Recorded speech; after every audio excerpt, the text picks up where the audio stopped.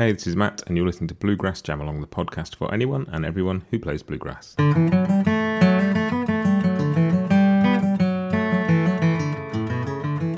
Hey everybody, welcome back. This is a bit of a different episode. I'm going to start adding one more little thing to the podcast every week.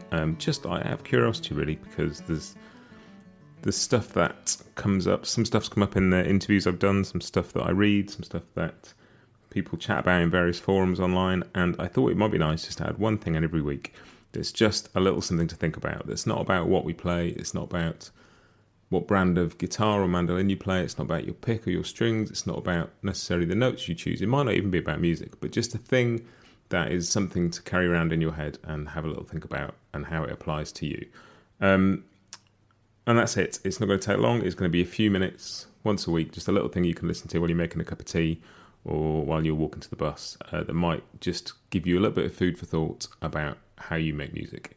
So that's what we're going to call these, I think, is food for thought. And this one is, I was reading earlier today a brilliant interview with Tony Rice on Bluegrass Situation. I'll stick a link to it in the show notes so you can go have a read too. But he was talking about Clarence White and particularly his rhythm playing and how much he loved it. And talking about how he tried to emulate him and couldn't.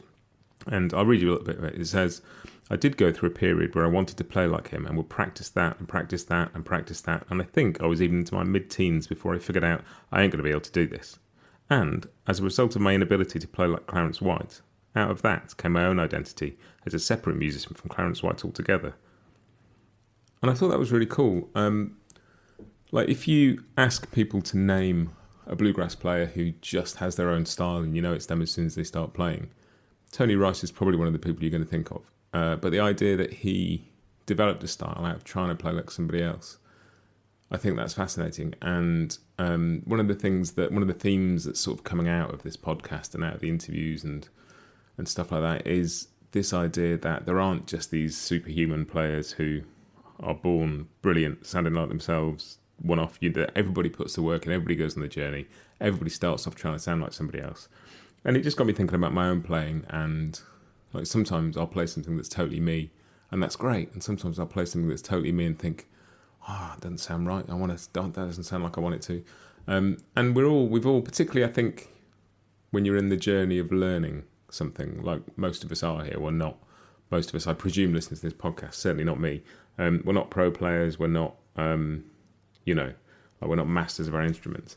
And so that balance of working out what you play that's you and what you like, and just wanting to sound like the musicians you like. And we've all got our own little space to occupy there and our own way of thinking about it. So I've just been wandering around thinking about that, and I thought I would plant it in your heads for you to wander around and think about.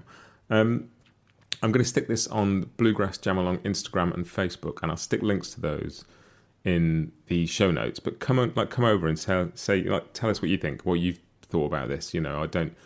I'm really keen to interview some musicians and get their thoughts and stuff, but I'd like to hear what you all think as well. I'd like to hear how you feel about what you play and how you play and where you are in your journeys and how you respond to this idea that, Tony Rice got where he is by trying to sound like Clarence White and failing. I think there's something interesting in that for all of us. So that's it. That's food for thought this week. Come over to Instagram, come over to Facebook, come and say hello and just join in the conversation. I would love to hear what you think. But that's it. Have a great week, everybody. I will see you next week with some more tunes, and happy picking.